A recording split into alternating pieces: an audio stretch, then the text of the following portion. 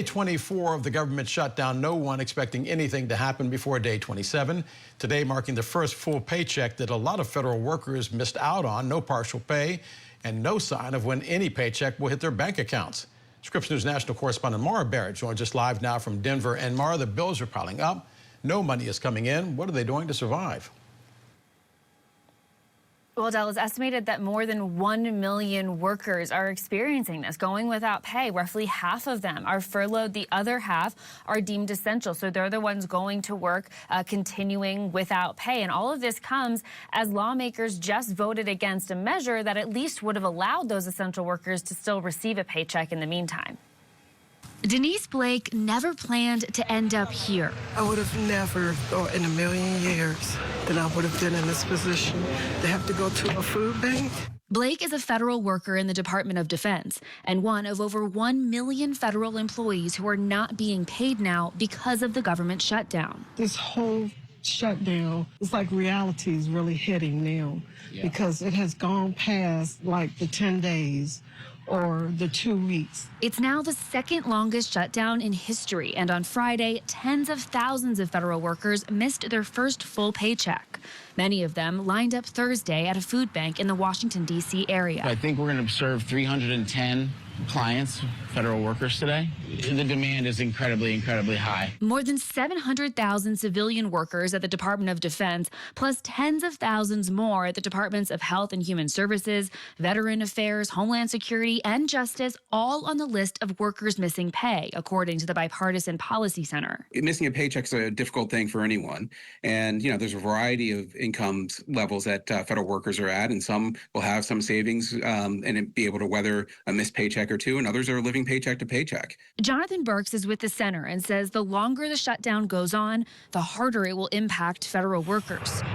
Air traffic controllers are still on the job because their role is considered essential, but they'll miss their first full paycheck on Tuesday if the shutdown drags on. I don't want my air traffic controllers to take a second job. I want them to do one job. I want them coming to their facilities and controlling the airspace.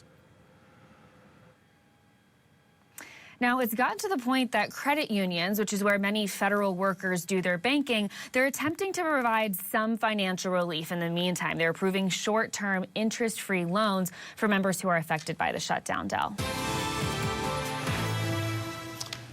Mara, we are following some breaking news. Scripps News has just confirmed that some SNAP funding may or may not be happening. It is not good news. What can you tell us?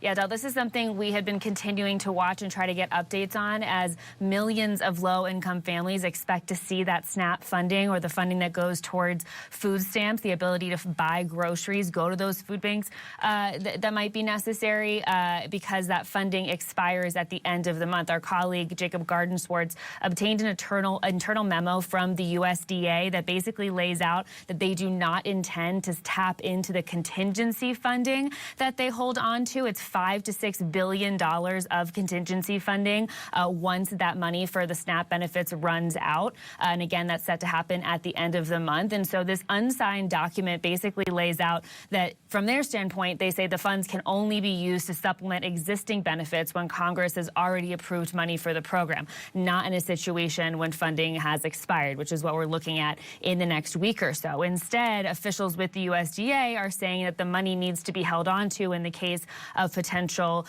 disasters that they would then help send the money towards. And they specifically cited Hurricane Melissa that we've obviously been looking at as it moves through the Caribbean. And so Democrats in Congress all the way to state leaders across the country have been urging the USDA to tap into this funding because by their estimates, they're saying that it could cover roughly 2/3 of the benefits that SNAP families rely on. But again, according to this new internal memo obtained by Scripps News, the USDA at this time is not planning on utilizing those funds, Del.